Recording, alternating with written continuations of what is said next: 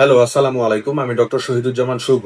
আজ আমরা একটি গুরুত্বপূর্ণ বিষয় নিয়ে কথা বলবো, যা আমার চেম্বারে রোগীরা প্রায়ই প্রশ্ন করে থাকেন। সেটি হচ্ছে দাঁতের স্কেলিং। অনেকে মনে করে থাকেন যে স্কেলিং করলে দাঁত ক্ষয় হয়ে যায় এবং দাঁত পাতলা হয়ে যায়।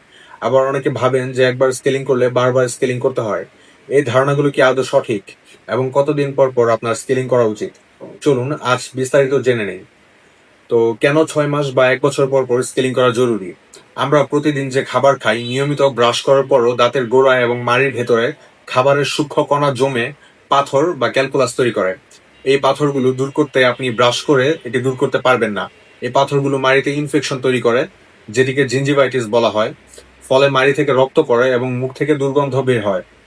সাধারণত 6 মাস বা 1 বছর পর পর স্কেলিং করার পরামর্শ আমরা দিয়ে থাকি, কারণ এই সময়ের মধ্যে যদি মুখে পাথর জমে, তা পরিষ্কার না করলে দাঁতের চারপাশের হাড় ক্ষয় হতে শুরু করে, যা ভবিষ্যতে দাঁত নড়ে যাওয়ার প্রধান কারণ।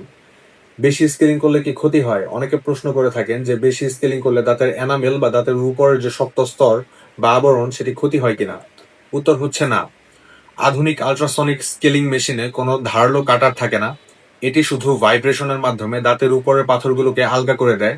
তবে হ্যাঁ, প্রতি মাসে মাসে যদি আপনি বিনা প্রয়োজনে স্কেলিং করান, তবে দাঁতের শিরশিরানি বা সেন্সিটিভিটি সাময়িকভাবে বাড়তে পারে।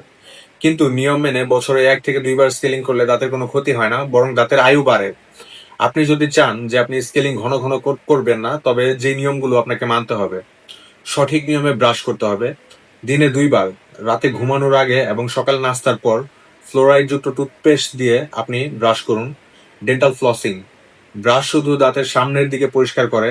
দুই দাঁতের মাঝখানের ময়লা পরিষ্কার করতে হলে দিনে অন্তত একবার হলেও আপনাকে ফ্লসিং করতে হবে। মাউথ ওয়াশ বা কুলকুচি: কোনো কিছু খাওয়ার পর, মিষ্টি জাতীয় কোনো দ্রব্য খাওয়ার পর, মিষ্টি জাতীয় যে কোনো ধরনের বিস্কিট বা টোস্ট খাওয়ার পর আপনাকে কুলি করার অভ্যাস করতে হবে।